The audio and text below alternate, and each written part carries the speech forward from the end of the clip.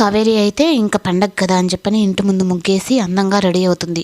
అప్పుడు తన వంట మనిషిగా ఉన్న ఆంటీని అయితే, ఆంటీ నా ముగ్గు ఎలా ఉంది చూడండి అంటే, బాగుందమ్మా చాలా బాగుంది, నీ అంత అందంగా ఉంది అంటే, మీకు ఎప్పుడు నేను వేసే ముగ్గు కానీ నేను ఏం చేసినా మీకు అన్నీ అందంగానే ఉంటాయని నవ్వుకుంటూ సెల్ఫీలు అయితే తీసుకొని రీల్స్ అయితే పెడుతుంది. ఆ రీల్స్ అయితే అప్పుడు ప్రిన్సిపాల్ మేడం అయితే చూసి, మనం ఈరోజు అమ్మవారి గుడి దగ్గర మనం ఈరోజు ముగ్గులు పోటీ ఉంది కదా, అక్కడ పాల్గొంటామని అనుకున్నాం కదా, సరే వస్తున్నావా అంటే, సరే నేను అక్కడికే వస్తున్నాను అని చెప్పని అక్కడే కలుద్దామని చెప్పని కావేరి అయితే అంటుంది.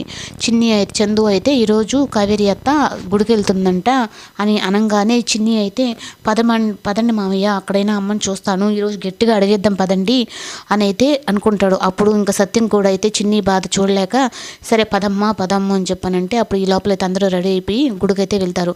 అక్కడ గుడిలో అయితే కావేరి అయితే చిన్నిని చూస్తుంది. కానీ చూసి కూడా ఏమి చూడనట్టుగా తను ఉంటే చిన్ని మాత్రం చాలా బాధపడుతూ, అమ్మ ఎందుకు ఇలా ప్రవర్తిస్తున్నావని తన మనసులో బాధపడుతూ ఉంటుంది.